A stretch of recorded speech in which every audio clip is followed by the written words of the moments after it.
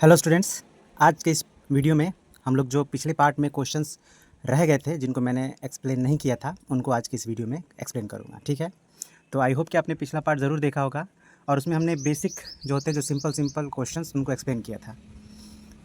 इस पार्ट में जो लॉन्ग आंसर टाइप क्वेश्चन में आपको एग्ज़ाम में आ सकते हैं उसको एक्सप्लेन करेंगे हम। ठीक है, तो आप इसको पूरा देखिएगा। अगर आप इसको पूरा देख लेते हैं तो आई थिंक आप आराम से 10 मार्क्स स्कोर कर पाएंगे। ठीक है, आराम से। और अगर थोड़ा खुद भी एफर्ट डालते हैं तो आप ऑलमोस्ट सभी क्वेश्चंस को हेल्प सॉल्व कर पाएंगे। ठीक है, तो शुरू करते हैं। पिछले पार्ट में लास्ट क्वेश्चन हमारा ये था, क्वेश्चन नंबर 14, जिसमें हम लोग सरकमफ्रेंस के हेल्प से रेडियस या आई मीन्स नहीं, find the circumference of a circle, मतलब इसमें हमने सरकमफ्रेंस निकालना समझा था। ठीक है, तो अब हम लोग इसका नेक्स्ट इसके आगे क्वेश्चंस को समझेंगे। तो देख सकते हैं आप लोग, जो नेक्स्ट क्वेश्चन है हमारा, इसमें हमें रेडियस फाइंड करना है। ठीक है, find the radius of a circle whose circumference is 57.2 centimetre. मतलब सर्कमफ्रेंस यहाँ पे गिवन है और हमें रेडियस फाइंड करना है।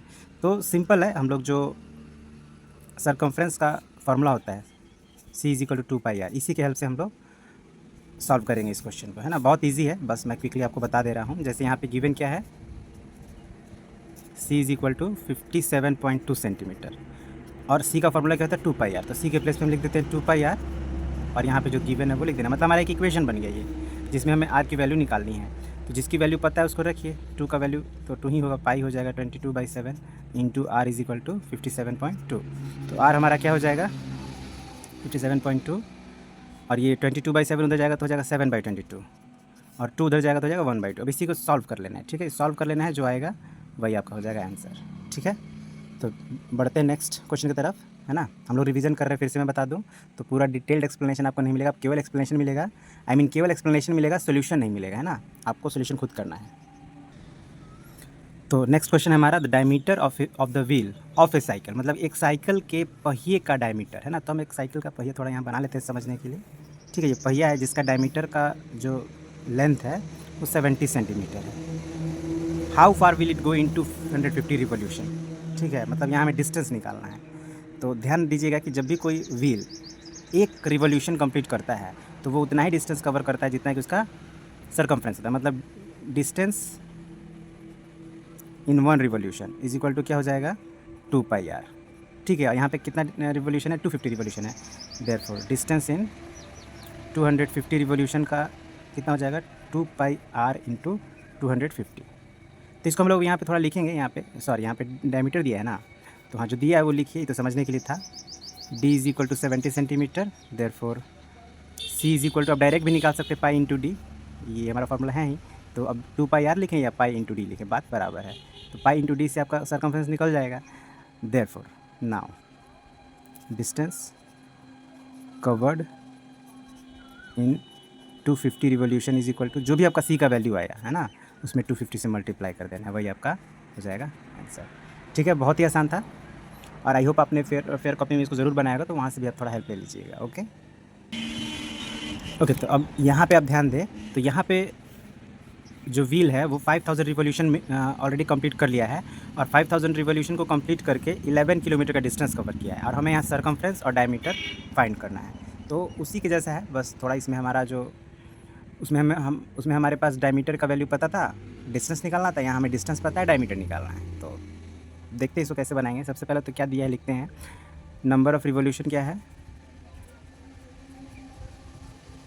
Is equal to 5000। तो 5000 रिवोल्यूशन में वो कितना डिस्टेंस कवर करता है 11 किलोमीटर।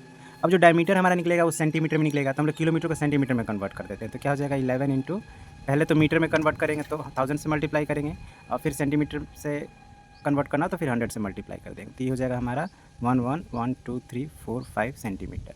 तो ये हमारा डिस्टेंस हो गया। तो देयरफॉर डिस्टेंस कवर्ड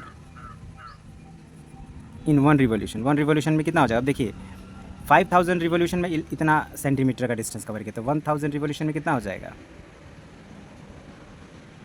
इसको हम लोग 5000 से डिवाइड कर देंगे। 11,000,000 डिवाइडेड बाय 5000।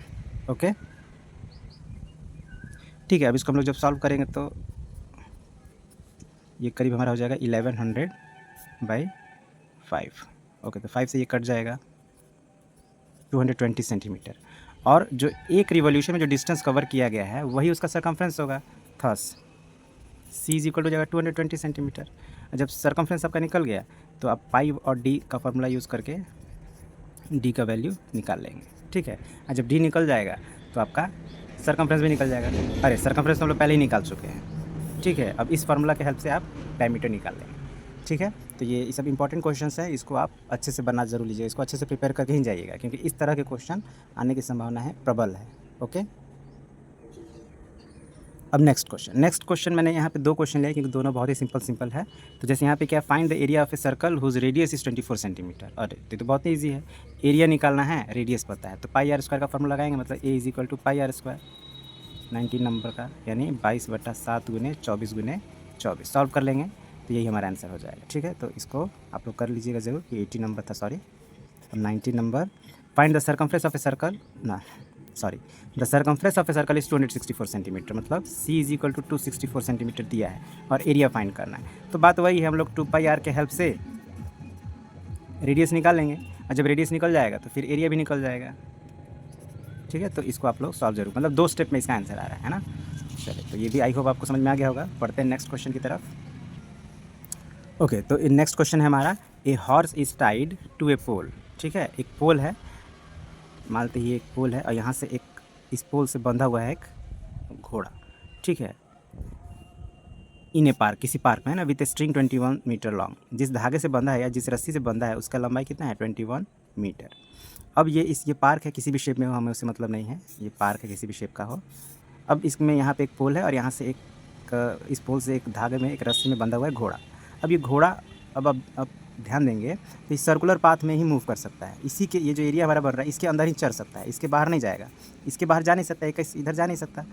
उसी तरह से अगर इधर भी मूव करता है तो यहाँ पे मैक्सिमम कितना जाएगा, तो 21 मीटर ही जाएगा, इसके आगे नहीं जाएगा। इधर जाता है तो ये भी 21 मीटर ही जाएगा, ठीक है ना। इधर भी जाएगा तो 21 मीटर ही मैक्सिमम जाएगा, यानी कुल मिला के ये इस सर्कुलर एरिया में, सर्कुलर रीजन में ही वो चढ़ पाएगा। तो और एक ऐसा सर्कुलर रीजन बनेगा ये जिसका रेडियस कितना होगा, 21 मीटर। तो हम लोग को इसी सर्कुलर रीजन का एरिया बताना है, ठीक है। तो गिवन यहाँ here R is equal to हमारा जगह 21 मीटर और रिक्वायर्ड एरिया हो जाएगा पाई आर स्क्वायर, ठीक है। इसको सॉल्व कर लेना है, जो आएगा वही हो जाएगा हमारा आंसर, ठीक है। ये भी बहुत सिंपल था। ओके, ये भी वैसे ही मिलता जुलता क्वेश्चन है, थोड़ा सा डिफरेंस है, ध्यान दीजिएगा, है ना। A horse is tethered to one corner of a rectangular field 60 metre by 40 metre. मतलब यहाँ पे एक रेक्टेंगुलर फील्ड हमें पता है ना, वहाँ पे हमें नहीं पता था कि किस तरह का फील्ड है या ग्राउंड है। रेक्टेंगुलर फील्ड है जिसका डायमेंशन दिया है 60 मीटर बाई 40 मीटर, मतलब लेंथ इसका 60 मीटर हो जाएगा और ब्रेथ 40 मीटर हो जाएगा। अब इसके एक कॉर्नर, मान लेते हैं इस कॉर्नर पे एक घोड़ा बंधा है, ठीक है। टीथर्ड मतलब वही बंधा हुआ है, यहाँ पे बंधा है एक रस्सी से जिसकी लंबाई है 14 मीटर। तो अब ये घोड़ा इसी पार्क के अंदर ही चढ़ सकता है ना, इधर जाएगा नहीं, इस एक्सटर्नल में कहीं नहीं जा सकता, जाता भी है तो हमको उससे मतलब नहीं है, हमें मतलब है कि इसके अंदर ही वो कहाँ तक चढ़ पाएगा, है ना। तो ये जैसे उसका जो रस्सी है वो बंधा हुआ है कितना मीटर, 14 मीटर। तो अब आप ऑब्जर्व करिए, तो ये इस डायरेक्शन में मैक्सिमम 14 मीटर तक जा सकता है, इधर भी मैक्सिमम 14 मीटर ही जाएगा। यानी अगर वो ऐसे चलेगा तो इस तरह का एक क्वाड्रेंट शेप बनाएगा, ठीक है ना, क्योंकि किसी भी डायरेक्शन में 14 मीटर से ज़्यादा नहीं जा सकता। तो जो रीजन होगा कुछ इस प्रकार का होगा जहाँ तक वो चढ़ सकता है। तो इसी क्वाड्रेंट का हमको एरिया निकाल लेना है, ठीक है। तो फिर यहाँ भी हमारा क्या हो जाएगा, radius is equal to 14 metre. हमको बाकी इस एरिया पार्क से मतलब नहीं, सिर्फ ऐसे ही दिया हुआ है, ठीक है। हमको सिर्फ ये बताना है कि कितने एरिया में हॉर्स घास चढ़ सकता है। तो ऑब्वियसली ये जो है बन रहा है हमारा क्वाड्रेंट, यही होगा उसका रिक्वायर्ड एरिया। तो here R is equal to 14 metre, therefore required area is equal to pi are square by 4, है ना। क्वाड्रेंट है तो 4 से भाग दे देना है ना। तो अब इसको सॉल्व करना है, 22/7 इंटू 14 बाई 4,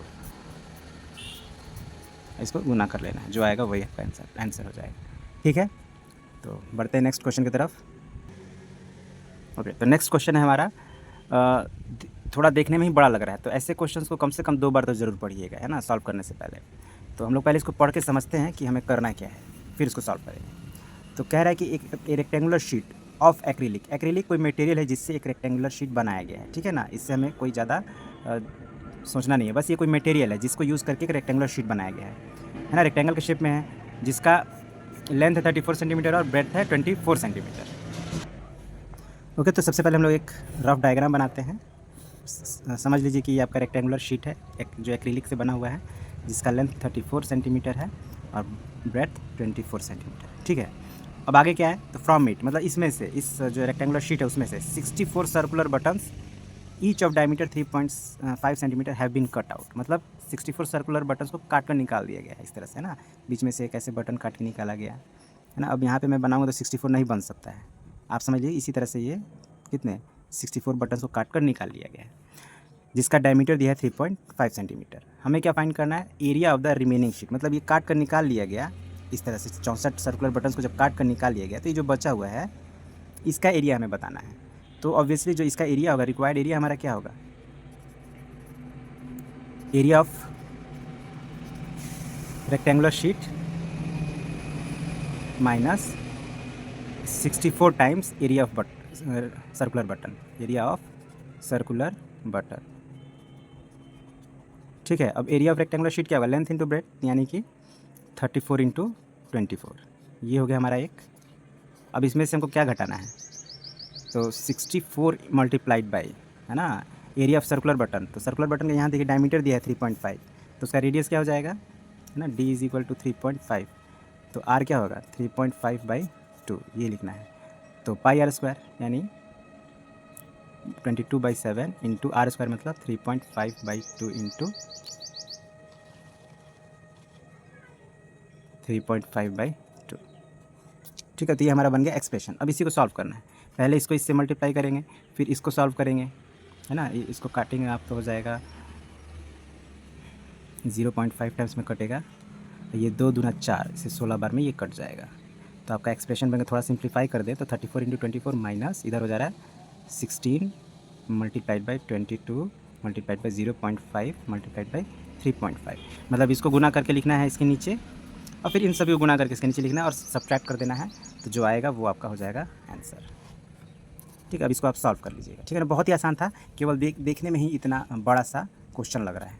ओके, तो आई होप आप लोग इसको सॉल्व कर लेंगे। अब बढ़ते हैं नेक्स्ट क्वेश्चन की तरफ।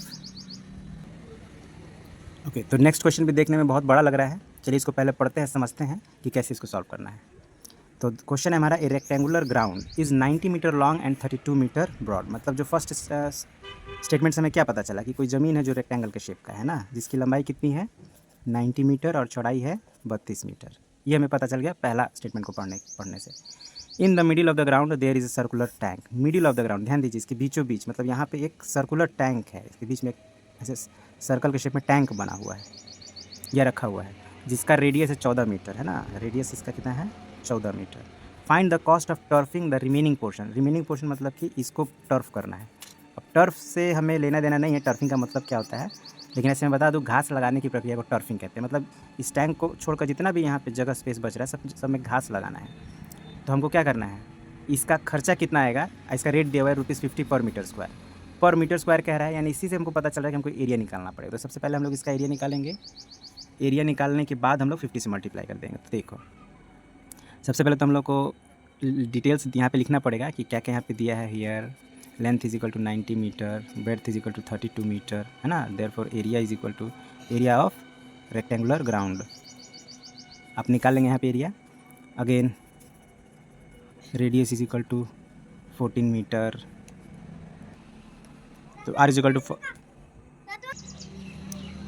ठीक है। तो जो ये टैंक का रेडियस दिया है 14 मीटर, तो इसका एरिया क्या हो जाएगा, एरिया ऑफ सर्कुलर टैंक, ये आप निकालेंगे पाई आर स्क्वायर के फार्मूला से। अब हमें क्या निकालना है, रिमेनिंग पोर्शन का एरिया निकालना है। Therefore area of remaining portion क्या हो जाएगा, तो area of rectangular ground minus area of circular tank. यहाँ पे आप एरिया निकाल लेंगे, ठीक है। अब कुछ आपका एरिया आएगा, तो चलिए लिख देते हैं, area of rectangular ground minus area of circular tank. तो ये आपने ऑलरेडी निकाला हुआ, तो आप इसको घटाकर जो आएगा आप निकाल लेंगे, मीटर स्क्वायर में आएगा। ओके, थस हमको क्या निकालना है, कॉस्ट ऑफ टर्फिंग। तो cost of turfing is equal to जो हमारा एरिया आया हुआ है ना, उसमें जो एरिया है उसमें 50 से मल्टीप्लाई कर देंगे, वही हमारा रुपीज़ में हो जाएगा आंसर। तो ये भी आसान ही था, कोई बहुत मुश्किल नहीं था। और मैंने जो भी क्वेश्चंस मैंने गेस किया हुआ है वो इतना ही है ना। इसके आगे जो क्वेश्चंस होंगे वो आपके वो नेक्स्ट चैप्टर से होंगे, जैसे मीन मीडियन मोड या प्रोबेबिलिटी। तो मीन मीडियन मोड तो आई थिंक बहुत इजी है, आपको जो पढ़ाया गया है आप उसको देख लें, सब मिलते जुलते क्वेश्चंस हैं।